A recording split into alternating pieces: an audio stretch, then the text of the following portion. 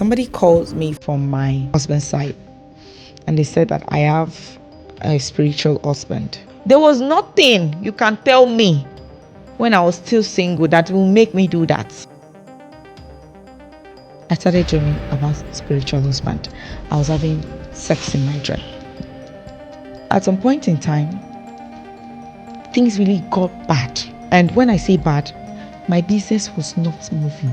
I had a fashion brand. Nobody was even asking me, what are you selling? Let me even see what you're selling. There are times where I will leave the room, come to the living room to come and cry. And it goes on and on. That day, my son woke up and told me, Mommy, can I have even water? And we didn't have water in the house. Hello guys, my name is Damilola Akilmi. I'm popularly known as Dakin's Opinion on all social media platforms. Today I will be starting a new series on Amazing End Podcast. On this Amazing End Podcast, we're going to be talking about people that life has dealt with and they had an amazing end. It has to be a story that you have overcome, all right? And it can go on and on and on. But for the start, I'm going to be starting with my own story because it's only right that you hear from me first. Okay, so on today's series, I'm just going to be walking you guys through my personal experience, my spiritual journey, experience, lessons I've learned, and all of that. Since I was a teenager, people have been telling me that I'm from water, goddess, whatever. Like, I'm from the marine kingdom. And as young as I was, I don't buy into that. And I try as much as I can to not accept it. There've been time whereby I will go to the market. Literally, there's no one that can know that I kept money here and I will still not see my money.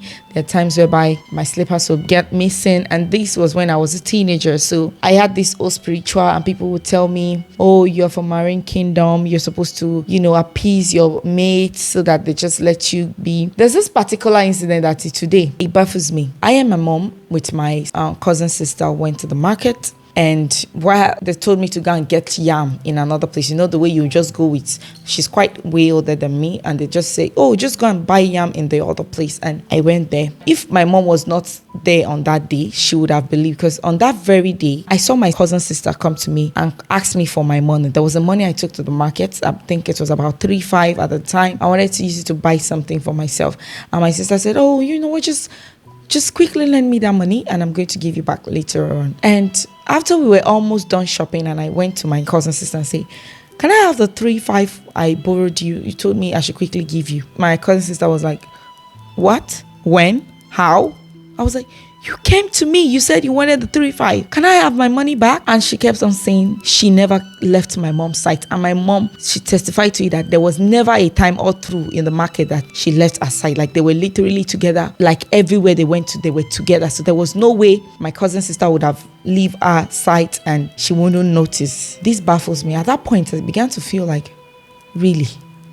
And when I got home, I kept on getting, I was just so worried, like, really? I know what I saw. Because I was in secondary school, I kept on saving up that money because I wanted to use it to get myself something. So it's not just, I've been saving for that money. So it hurts me so much. And I had to start thinking, could this be true? Do I have a marine? Am I from anything, water, goddess, or marine kingdom? Fast forward to maybe when I got to school. Yes, I got an admission into Delta State Polytechnic.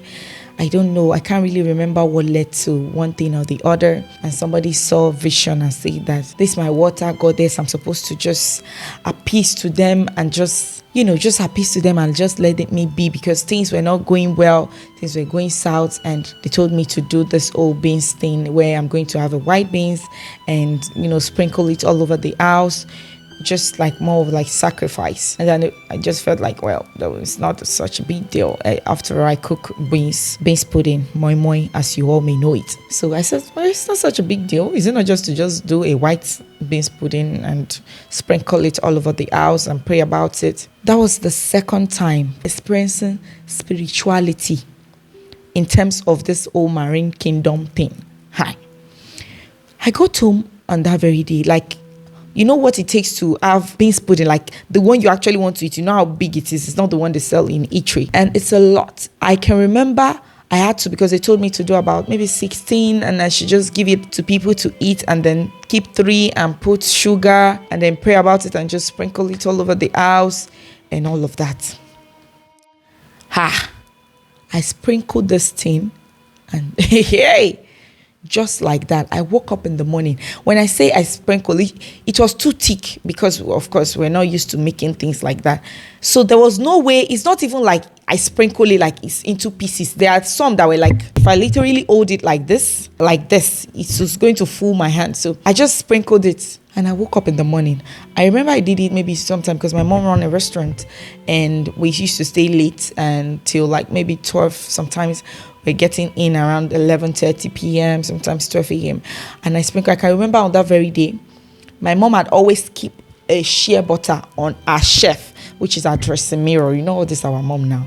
There's always a shea butter. Like, of course, she's an African woman. She used to have all those things. That is the exact spot that shea butter used to be. On that very day, I didn't see the shea butter. Fine. Earlier on, I had gone to the shop. Then we just, cook and do all of those stuff. And trust me, when we got home, we saw sign. And the prophets told us that we're going to see sign, And when we got home, we live in a building whereby our landlord is usually not at home. So it's just us.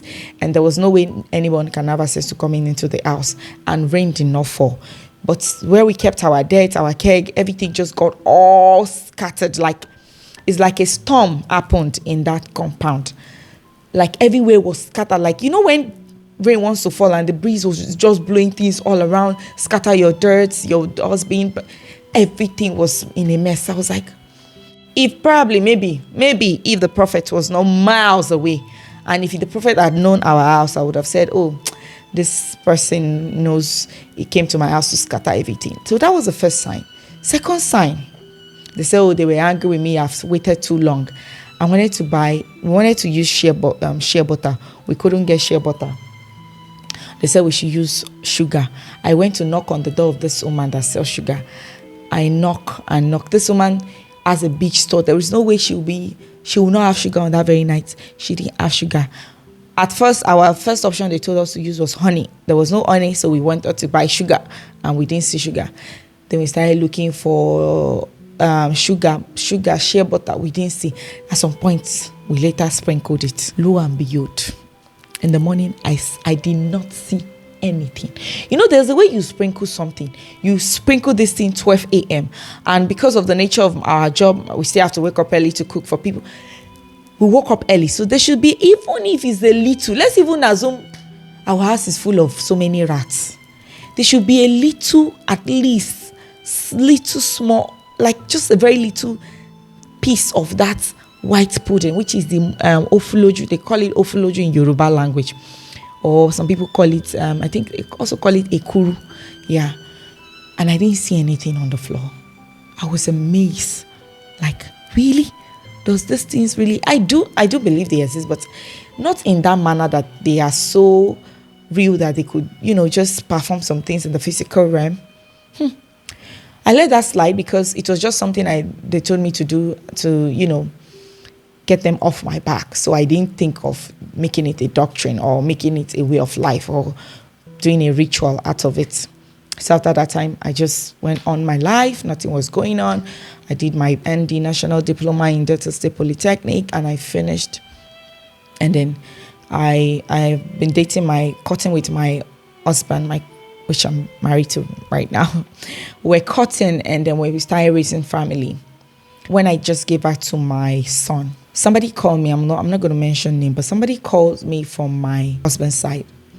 And they said that I have a spiritual husband. I'm like, is it possible to have spiritual husband? And I gave birth. I've never seen any spiritual husband in my dream. I've never had any I've not come in encounter with any spiritual husband or whatever. So how come you're telling me I have spiritual husband? So I just let it slide again, as usual. The person told me that this spiritual husband is what's making my husband not to finances, not to go so well, making us not to have enough money. It's causing an hindrance into our finances.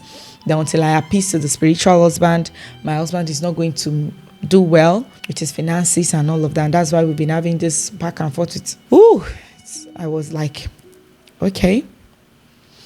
Now, I told the person, I said, I don't have spiritual husband. If I have spiritual husband, I'm supposed to see it in my dream. People that have spiritual husband, they used to see it in their dream. So how come you're telling me I have spiritual husband? I just let it slide. But small thing, I feel like a very little tiny bit about me. I came in agreement with that. 2 months later, I started dreaming about spiritual husband. I was having sex in my dream. Like, it came with full force. In a week, I'll have sex in my dream like once or twice. It was like a back-to-back thing. And I was forcing it. At some point, I started resisting in my dream. I began to pray about it, but I started resisting in my dream. But my spiritual life at the time was not as strong as it is, although I know how to call God and He will usually answer me. But I was like, this is happening too frequent. And things were still not going well with our finances. So I started praying. And at some point, the one thing I noticed that changed was that I was no longer having sex with that person in my dream. So it goes on with many faces. It could be my ex. It could just bring the face of my ex. Sometimes it's just a random person that I do not know from Adam. It just brings a lot of people's face. So after a while, I started resisting. When the person has, just tried, it came with a lot of tactics. When I say a lot, like a lot of tactics, sometimes it will come with, caring and nice, not the regular, just, have sex in the dream. It could just come with, all nice and caring person, loving, you just see yourself in a settings whereby the person is so caring, so loving, so nice, and then you take you to his house in the dream, right? The person's going to take me to his house, and then when it's time to just have sex, I'm just going to say, no, I have a boyfriend. In the dream, I used to say, I have a boyfriend, or sometimes I say, I have a husband, and I just say, no, I can't do this, and I leave. That was after the old sex thing. That was when I started taking myself out of it. But after a while, I could no longer stand it because our finances was in a mess. There's a lot of things that marriage and having family will make you do that you never thought you would do. After a while, the back and forth, I just, you know what? Let's just appease again. After I've done it when I was in school, what's the big deal? It's just going to be sprinkled this all over the house and I'll be good again for some months.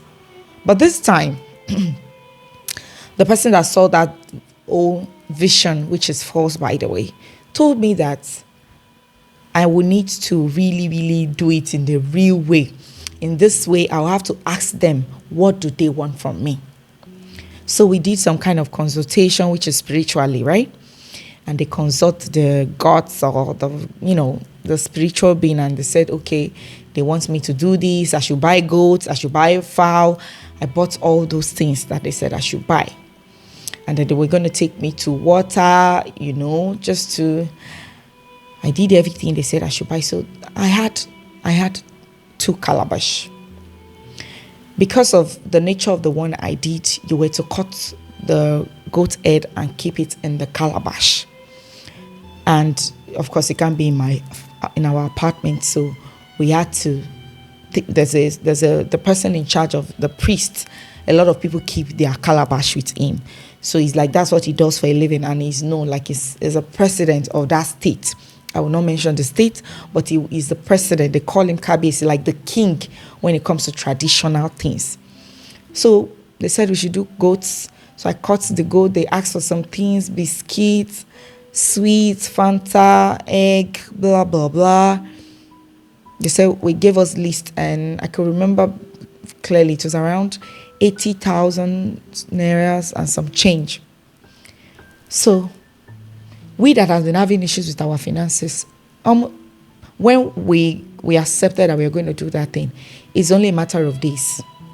The money came and we did it. At the time we were doing all of these things, putting the calabash there, cutting the goats, I never knew it was like they lured me into it. I thought that it was just something I could just send them money and they just do it on my behalf. I don't really need to be physically present. But when I paid the money, the priest told me that I have to come by myself and do it and kneel and pray in front of them and ask what I want. So they will need my physical presence there. Okay.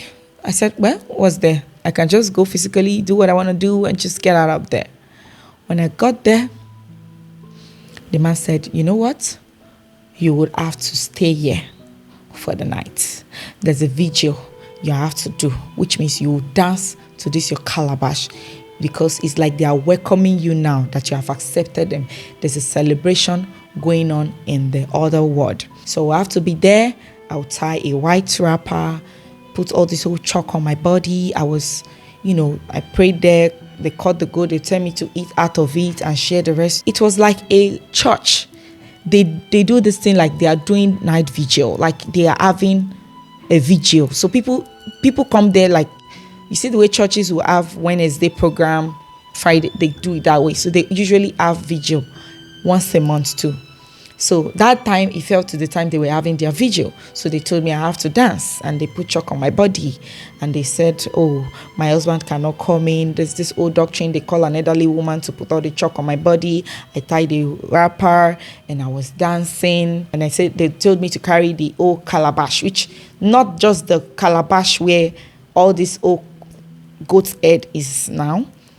The thing I want to come, I used to appease the water goddess or the spiritual husband, and every water thing, every spiritual thing disturbing me. They bought a very big bowl. I was carrying it on my head and I took it to front of the calabash where they later cut the head of the goats and, just all of the stuff. So I did all of that. And at the time, even after I was Lord, and I was like, okay, just one day thing, and I'm done, and I'm not coming back here again after I've appeased it. I just don't want anything. You know the way you get married and you don't want it to be that you're the one that is now, they will now say your leg is bad, you have bad luck. You are the reason why the person is not progressing.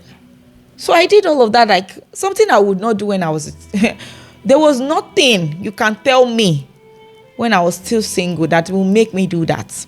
My husband, on the other hand, he was not pressuring me, but I'm just somebody that I don't like to stress. I don't like to be the reason why something is not going well. I don't like to be a burden on people. I don't like to be the reason why you're going through whatever things you're going through, hurts or pain, or, I don't just want to be the reason for bad things, So I said, okay, I went there. And after that day, the man told me that on that very day that I'm supposed to be coming there every day for the next 7 days. But because of where I stay is far, I will have to come on the 3rd day and on the 7th day. Because by that time, the goat's head would have rotten, and it's like they've received it in their word, because they said, oh, how you would even know that they've received it? There's this maybe sugar ant or soldier ant to come and gather that your thing that you bought there. And the man was snapped it to me and say, that was the 2nd day or the 3rd day before I came and said, come and see your calabash. The more they gather it, the more wealth you're going to receive, the more money you have. When they snapped it, there was a lot of ants on mine. Of course, there were so many other people that did the same day as mine, but ants didn't gather theirs like mine. There's a lot of ants on my own. Like, it covered everything that I put there. Other people killed goats, some even killed goats and duck and whatever, but put sweet. But mine was it was the biggest. So they said they welcomed me, and I slept on that very night. That was the first night. And I had a dream where I saw some elders. They were welcoming me. They were even doing introduction, like, this is our head, this is our assistant, this is our this and that, you're welcome. In my head, I'm like, word up, why are you welcoming me? I just want to appease you and waka pass. Why am I being welcomed into your community? I don't know. Why are you welcoming me, guys? So I woke up, the man said, anything I see in my dream, I should let him know. I told him, those are my people. they've agreed with me. They are at peace with me. And I'm saying, okay, so are we done? I said, okay, you still have to come the 3rd day and then the 7th day, and that's it. You're done. You've officially appeased to them. He never told me all those things I was doing is like initiation. And if I think of it now, why was I not thinking? It's an initiation. They said I will appease them and they will let me be, so that they will put separation in between us, stuff like that. 7 days after the first time, he called again and said, me putting this calabash in his care and everything is not enough. There's a program they usually do. Like I said, it's like a church. It's not a church, but the way they do it, they have midweek program, weekly vigil, just like a church. Hey. The man said I will have to, be feeding it, because it's like the more you let them stay without food, the more you will not have money.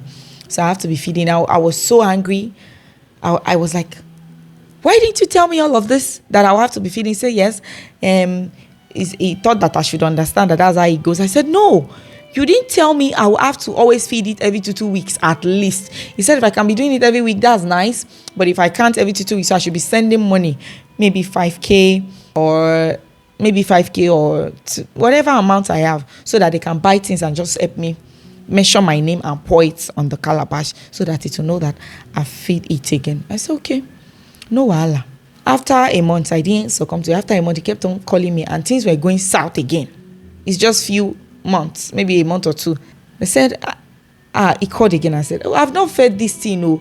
That this thing is like a carcass, that they are like friends. All those many calabash I saw in his place are like friends. So they talk to each other. It's like, there was an illustration he used. He said it's like a dog and his master. So if this one is not treating this one fine, this other one will be saying, see yourself, this person that you are even protecting and, caring for, providing with, is not even feeding you. So that there's this sense of jealousy, that they're like human beings too.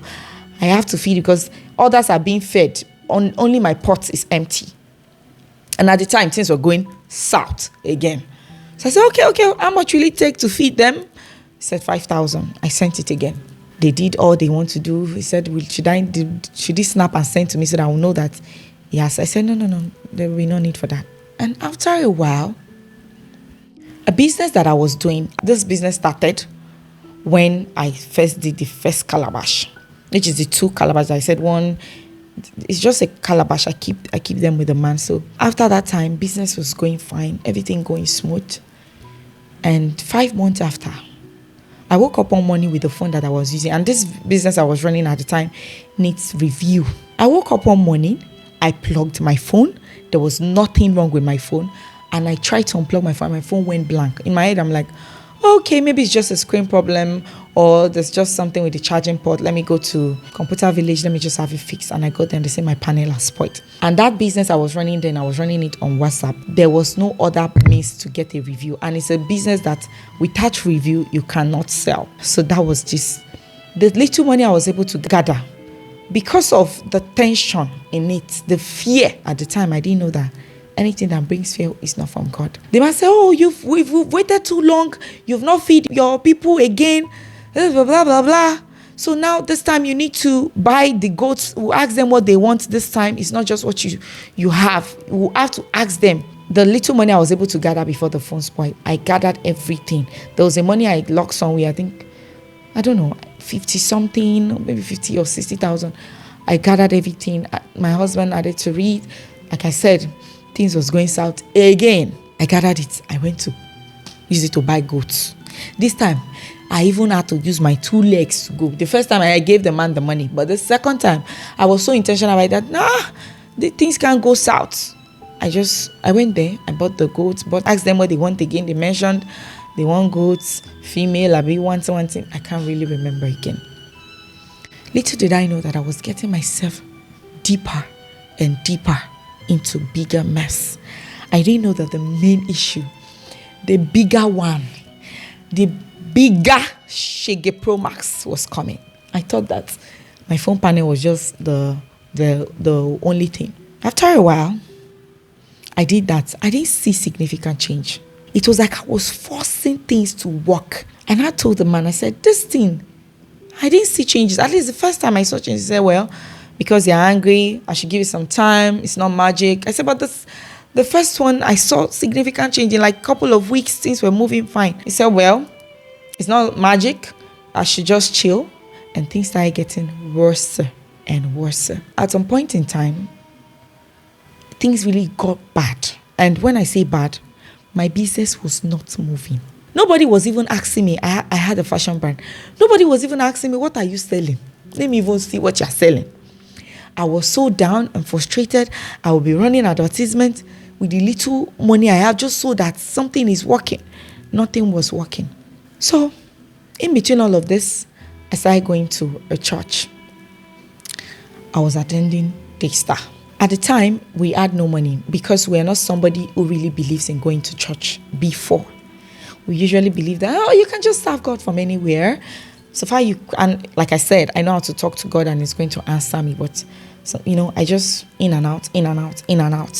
I'm neither here nor there. But I felt like I was there with God. But later on, I found out that I was neither here nor there. I wanted to go to church, but the first time I went to church, I said, the transportation is too much. So I started going to our fellowship, which is very close by. We did that for another 1 year. We literally do not miss fellowship. There was never a day that goes by without us. Every Sunday, I make sure we go to fellowship. My husband was an Uber driver at the time. He would tell me, Sunday road is free in Lagos. Sunday is it? I said, no, we have to go to fellowship. So we constantly go to fellowship. In between all of this, I still had my calabash show. Even at the time I was going to fellowship, before I even added another extra calabash. For you to know I added another calabash. This one is a water. I will still talk about the story of that one. In fact, let me just go on to the story. After that manual was not working, I contacted a person, another religion. Now this person is not a traditionalist. You should know the religion I'm referring to. He said he was going to do this thing that my people that I have wealth in my body. Olaje Lara. That I'm Omalaje. I have a wealth in my body. Why am I just wasting it? I have not discovered myself. That did I notice that anybody that dates me, things move well for them? I said yes. He said yeah, because I have wealth. I'm Omalaje. So what I'm going to do now is have another calabash where I'm going to be serving a water goddess. That the reason why my husband has not even done well is because I'm not submitting. I'm not surrendering to them. So what I will do now, that whatever that man did for me, he probably did not do it well. That this one, that thing he did for me is a different spiritual mate on its own. That this one he wants to do for me, that's my main origin. That's where I came from, this water own. That's why I'm going to have a calabash that there will be water in. He then told me that this work he wants to do for me, he doesn't do it to anybody anyhow, because it's a very powerful work, because he will have to go to the islands to source for the snail.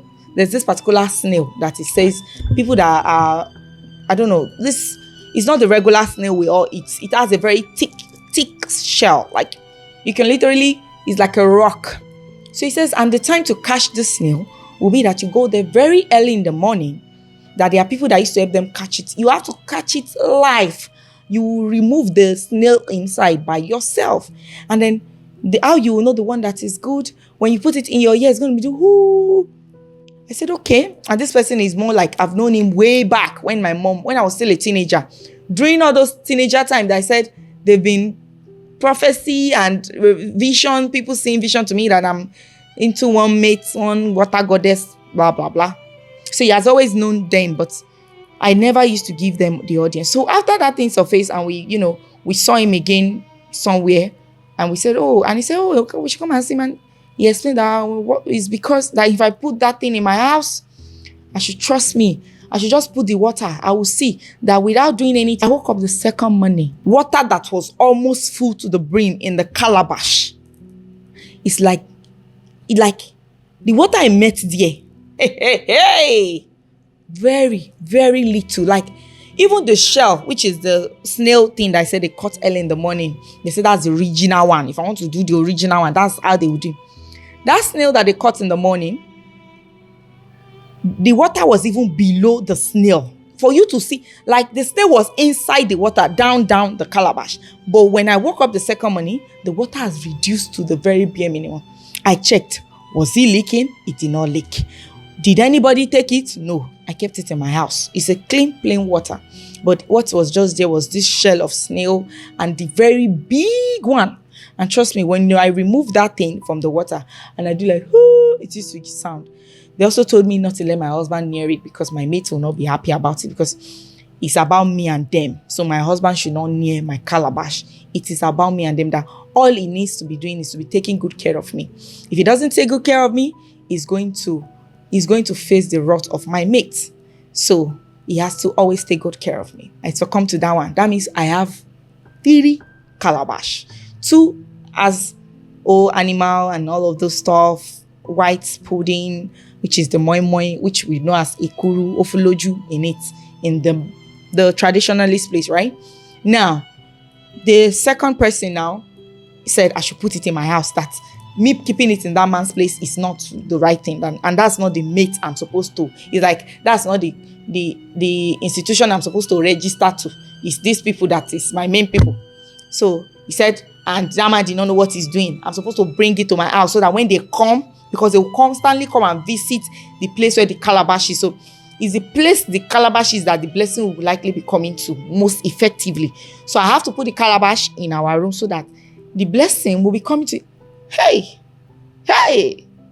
Do you believe that in between all of this thing, there's this friend of mine? Her name is Dupe. God bless you, Dupe, if you're watching this. She loves me regardless. She has come to my house. She went to my room because I never thought there was any big deal in it. I would say tell her she'll go to my room and she'll see the calabash. I'm very sure that some of my friends will be like, what's wrong with you? I would just be laughing. I say, no, we're supposed to appease. This our water, this thing. We are traditionalists. Before white people bring Christianity, I'll be defending it. And I was not even hiding because if I was hiding, I would not let them enter my room in the first place. So I was still a Christian going to church. Not really going to church in per se, but I was going to fellowship. I was very religious in terms of, like, there's any day you did not see me in fellowship, know that something went wrong.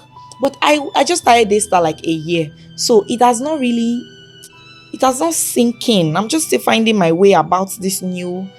I've been a Christian of my life. I've been a Christian. I do all these old spiritual courses churches used to do. But one very faithful day, the woman we use her house as home cell told me that this guy is having a 100 level membership school. Say, have you done membership? I said, no. So have you ever done? I said, no. He said, wow.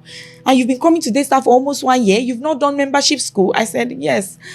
I said, no, we've not. Said, wow. You're supposed to do that membership school. In all you do, try to do that membership school. In my mind, I'm like, do you know this woman don't even know what is going on?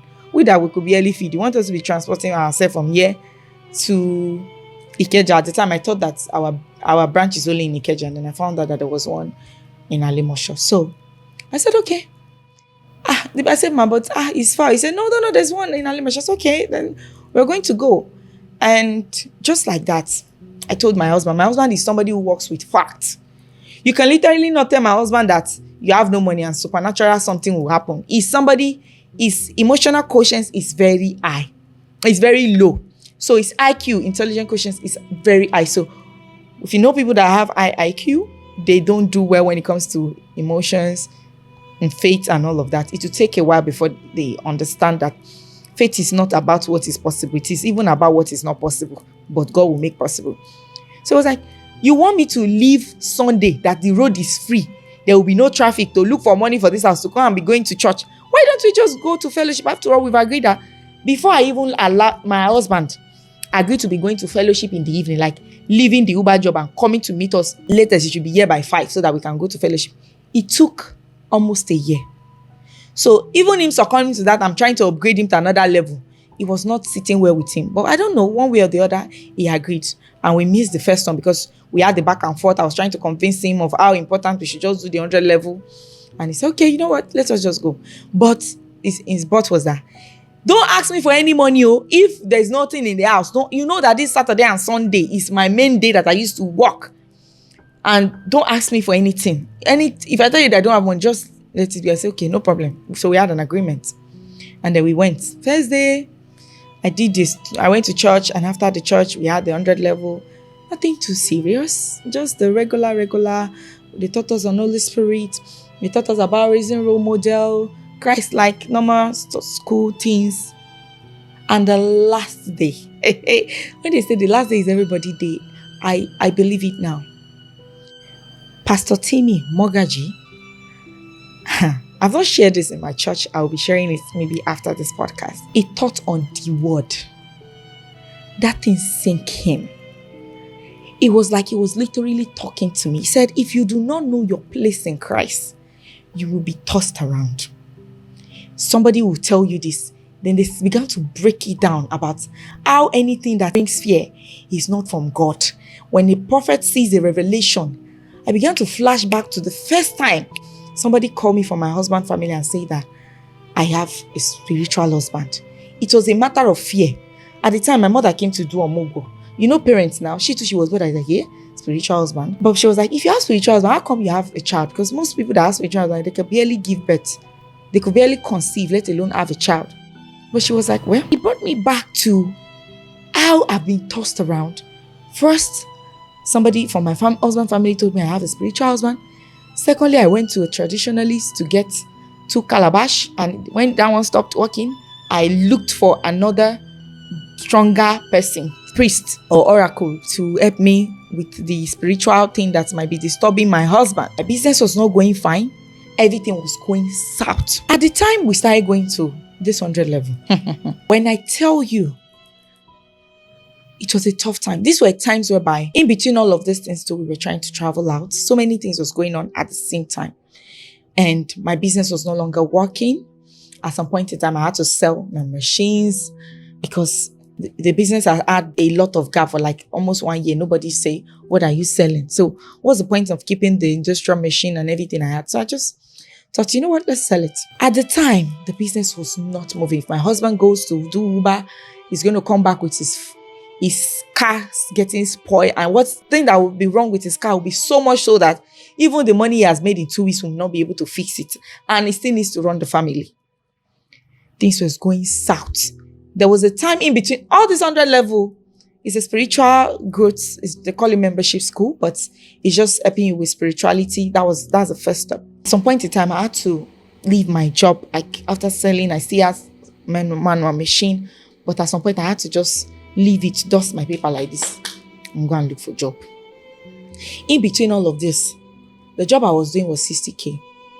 Family, the whole thing was going, the car next fixing, which is cost about 90K. There was nowhere we would get the money, nobody to borrow, blah, blah, blah. And it got so worse that fellowship member was the one feeding us. The fellowship was feeding us. Our cell leader was the one feeding. Things was just going south. I can remember there was a day that I woke up. My kids has nothing to eat. And my eldest, which is a boy, is a blessing. He's more mature. I don't know. You see the way they used to say understanding wife. My eldest is like an understanding child. I told him, he said, Mommy, what will we eat? I said, there's no food. He's young. He was just maybe 3 or 4 years old. I said, there's nothing to eat. He said, Mommy, please, can I have water?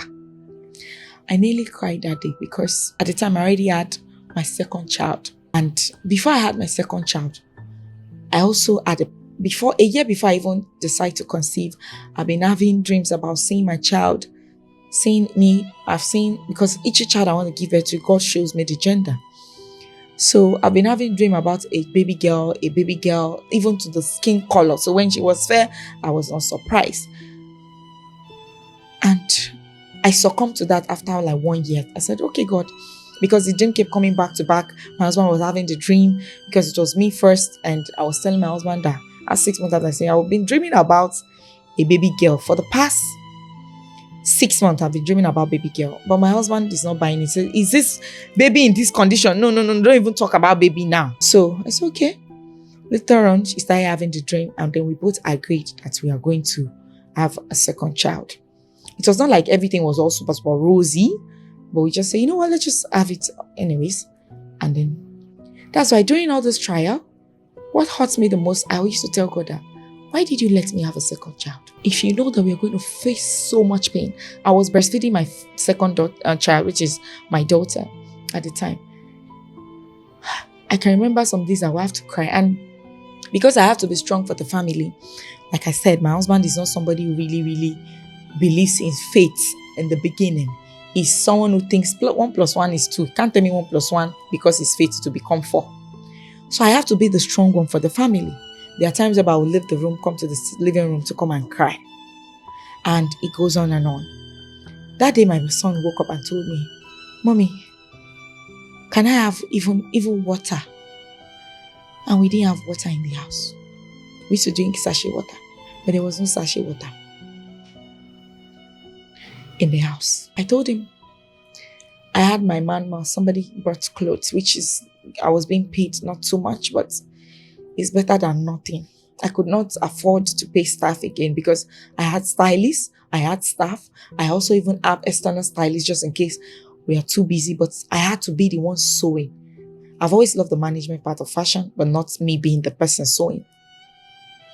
At that time, I had to just drop my ego and do what I have to do. I can remember one day, this time I was still going to 100 level. We are not done with the program or training. It's about 6 weeks or thereabout. I can remember that one day my son woke up and he said, Mommy, that was around maybe 4 p.m. He said, "What if about water? Do you have beans? Even if there's no pepper, I will manage it." My second child, she's still a kid. I will go to work and not eat to work. I'm somebody who I was breastfeeding, so my breasts get really big when I'm breastfeeding. And of course, but I know that was the only thing my second child could feed on. So what I do is I wake up in the morning, I dress myself to work. My husband will prepare my first son to school. And me, I'll go and not eat and be praying that I get tip at work so that I can even have money to come back home. I was being paid 60K. It could barely feed a family of 6 at the time. Baba T was already the president. So the old Shege Promas was coming left and right. Uber was slow in updating their prices. If he managed to go out, he's going to be shorting, and the car keeps getting spoiled. So we just said, you know what, just park the car since we don't even have money to fix it. We needed about 90 or 100 and something thousand to get the car operating, and I had to go back to doing the 60K job. Hey, why am I saying this? I had an amazing end at the end of the day. I remember that day that my son woke up and he was, asking me for this thing, and I could not get any minute. And I told him, I said, God will provide. And I remember, because he's a child, he asked me that, how will God provide? Will God come down from heaven to help us? And I told him, don't worry, God will provide. I serve a living God. He does not fail me. During this time, I could not eat because I know if I eat, my breast will start to leak, and I need to save every milk for my daughter because there's really no food for her to eat. It's only the milk she's living on. She was already 1 year and like 6 months at the time. So I was just patching myself. We go to work, come back. My husband was supportive. We're just all doing it. We're putting all our CV out there, but I was the one that got lucky with the job. And when Pastor Timmy taught on the word, I was like, I've been tossed around. I came on, I broke the calabash. Devil was trying to mess with my mind again, telling me that, you know what? They don't used to leave this old marine kingdom thing. If you leave it, they will deal with you. And I can remember by that time, I already know how to hear from the Holy Spirit. I said, there is no way that... Holy Spirit said, who told you that? Is it what you hear from me? Or what they told you, the word, what they are telling you, or what you know? Is there any part in the scripture? Where did you hear this from? What makes you think that if you break that calabash, things will go south? Or you call that man on the phone and say, I'm no longer interested, please break my calabash. And, just renounce yourself. It took me 2 weeks, but I called the man after breaking my calabash. My husband had not break his own at the time. Yeah, that's another story for another day. My husband he had his own calabash. My husband had only one. Me, I just went home. I didn't even wait for him. I broke my own. It took him like another 3 weeks before he now got the conviction and he broke his own. I remember that very day I was dancing. My son asked me for, even if I have water, and I said I don't have. Why did I say I don't have? There was no gas. My husband was telling us that it's better these children are hungry than you give them a food that will make them fall sick, because we do not have money to take care of them if they fall sick. I remember my daughter first 1 year birthday. It was my church member that came to throw the party in my house. If you see as my neck long,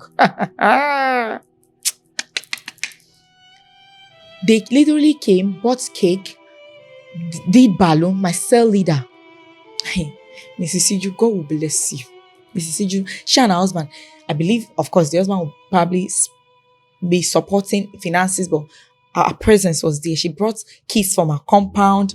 Then the person who used her house for host baked cake and said they should bring it. She bought drinks. She went to the supermarket, bought things children would need, balloon, did snacks, bought, like, she made it. On my child's birthday, my daughter, 1 year birthday, we do not have money to barb my son's hair. There was no money. We could not barb my son's hair. We could not wear him a new cloth.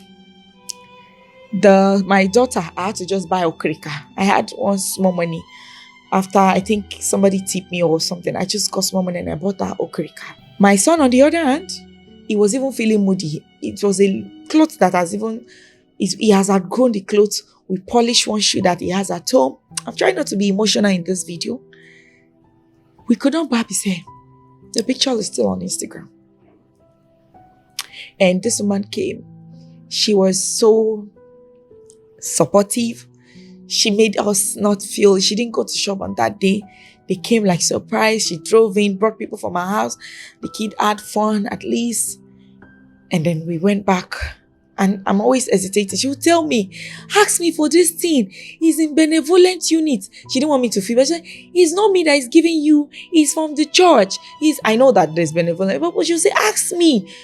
Don't worry. Anytime, just ask me. If it's even if it's 2 dirika, 3 dirika, I will be bringing. No matter what, it's church that is giving me. They just put it in my care. Don't be shy. Why am I sharing this story right now? When I flash back, I am glad that God took me through all that process. I had an amazing end. My husband got a job in an international space. I also got a job working for an international company. My husband got a job. We are earning in foreign currency. And not just that, God took me from being to being a coach. People has been able to get job with my training. God has been able to use me to remove people from generational poverty. And when I sit back and I flash back, all I can say is that I had an amazing end. I have an amazing end because it was walking us through process. There were lessons we learned. There is no way you want to separate yourself from a mate and they are telling you to carry calabash to go and give that thing. That is your coming in agreement. I never knew what I was doing was coming in agreement. After that 100 level that Pastor Timi Mlei Mogaji preached on the word, that was it. That was the mind changer. It's like we rededicate our life to Christ. There was no going back. There is nothing I told God, I said, and even after we broke all those things, it took like another, let's say 4 or 5 months before things started getting a little bit easy and rosy. Because it didn't just stop but I told my husband and I told God that if you will not do it for me, let it be undone. I'm ready to starve at this point because trust me, there's been back and forth with this one appeasing this ritual. Guys, in the end, I have an amazing end. If you're interested in, having more content like this for encouragement, you can comment your thoughts. What is your own spiritual journey? What is that lesson you've learned? What is the thing you're unlearning and relearning? Comment it below in the comment section. Don't forget, subscribe to my YouTube channel, turn on the notification bell. But most importantly, what is that lesson you have learned in your spiritual life, in your spiritual journey? In what have you learned? What have you unlearned? What have you relearned? What lessons have you learned? For me, I know that once it's not from God, there will always be a condition because the gift of God is irrevocable. My stories I've had so many, witchcraft, so many. This is just parts of my spiritual journey and things I've experienced spiritually. So watch out for the next episode. The next series is coming out soon.